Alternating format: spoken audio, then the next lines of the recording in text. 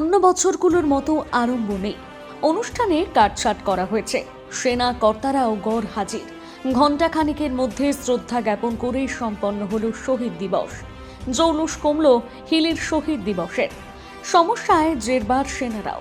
জমি পেলে হিলিতে community hall থেকে সংগ্রহশালা করতে চায় ভারতীয় সেনা।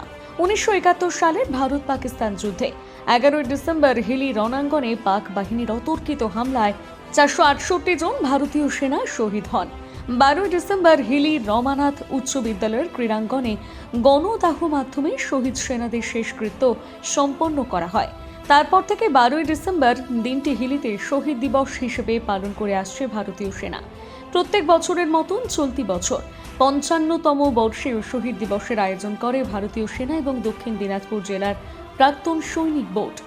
গত বছর বাংলাদেশের পট পরিবর্তন ও সীমান্তে ভারত বাংলাদেশের টানাপোড়েনের জেরে শহীদ দিবস অনুষ্ঠানে সেনা কর্তার ভাষণ পর্ব উঠে যায়। 2025 সালে শহীদ দিবস অনুষ্ঠান অর্থাৎ শুক্রবার সকালে শহীদ দিবস অনুষ্ঠানের বহর আরও কমে গেল। গড়হাজির পদস্থ সেনা কর্তারা। সাংস্কৃতিক অনুষ্ঠানের প্রথা স্থগিত থাকলো। সকাল 8:30টার পরিবর্তে সকাল 7টায় শহীদ বেদিতে শ্রদ্ধার্ঘ্য নিবেদন করা হয়। মিলিটারি ব্যান্ড প্রদর্শন হলো না। সব মিলিয়ে জৌলুস কমল ব্যাটেল অফ হিলির শহীদ দিবসের। অন্যদিকে বিন্নাগুড়ি সেনা ছাউনি থেকে হিলির দিবস অনুষ্ঠানে আসতে হয় সেনার সদস্যদের। তাদের প্রত্যেক বছর হিলিতে পৌঁছে একটি ক্লাব ভবন ভাড়া নিয়ে থাকতে হয়। তার জেরে শৌচালয়, বিশ্রামাগার থেকে ভোজনশালা সহ অন্যান্য পরিকাঠামো নিয়ে সমস্যায় পড়তে হয় সেনাদের। সমস্যা তুলে ধরে শহীদ বেদির সংলগ্ন এলাকায় জমির জন্য জেলা প্রাক্তন সৈনিক বোর্ডকে তদবির করতে আবেদন করেন সেনা। জমি পেলে সেনার স্থায়ী কমিউনিটি হল, 1971 সালের যুদ্ধের সংগ্রহশালা সহ একাধিক পরিকাঠামো তৈরি করতে চায় ভারতীয় সেনা। এই প্রসঙ্গে দক্ষিণ দিনাজপুর জেলা প্রাক্তন সৈনিক বোর্ডের সম্পাদক তথা প্রাক্তন young commander Satpal Singh nine बोलें, देखिए, इनका जो रिक्वायरमेंट है, जो आज इन्होंने प्रोजेक्ट किया है, ये बहुत ही जेन्युइन रिक्वायरमेंट है। क्योंकि अगर हमें थोड़ा लैंड मिल जाएगा तो उसके लिए हम एक सैनिक रेस्ट हाउस बन सकता है।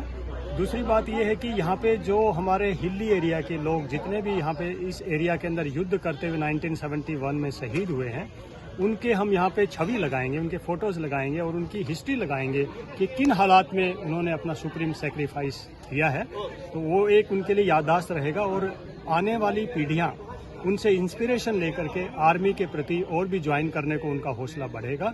और देश सेवा किस तरह से करती है, ये एक बहुत ही मील का पत्थर साबित होगा अगर यहाँ पे एक उनकी मेमोरियल में एक यहाँ पे म्यूजियम बना दिया जाए, उनके फोटोज लगा दिए जाएं और उनका सुप्रीम सेक्रीफाइस अगर उसमें मेंशन किया जाए तो आई थिंक ये एक बहुत ही बड़ा योगदान रहेगा। अगर यहाँ का प्रशासन वगैरह अगर हमारी हेल्प इस चीज़ में करे तो ये एक देश के लिए बहुत बड़ी धरोहर होगा। अभी दिक्कत क्या हो रहा है? अभी दिक्कत ये है कि यहाँ पे उन लोगों की छवि वगैरह लगाने के लिए, उनका जो इतिहास लिखने के लिए हमारे पास उसको रखने के लिए कोई जगह नहीं है। और जब भी हम यहाँ पे फंक्शन करते हैं, लोग बिनागुड़ी से, बागडोगरा से, इवन पंजाब से, JNK से लोग आते हैं, उनको रहने की कोई प्रॉपर व्यवस्था नहीं है, उनको इधर उधर करना पड़ता है। अगर उनके लिए एक थोड़ा सा आराम के करने के 2-4 कमरे भी बन जाएं तो वो लोग इसको ऑर्गेनाइज स्मूथली कर सकते हैं। হিলি থেকে বিশেষ প্রতিবেদন নিউজ টুডে।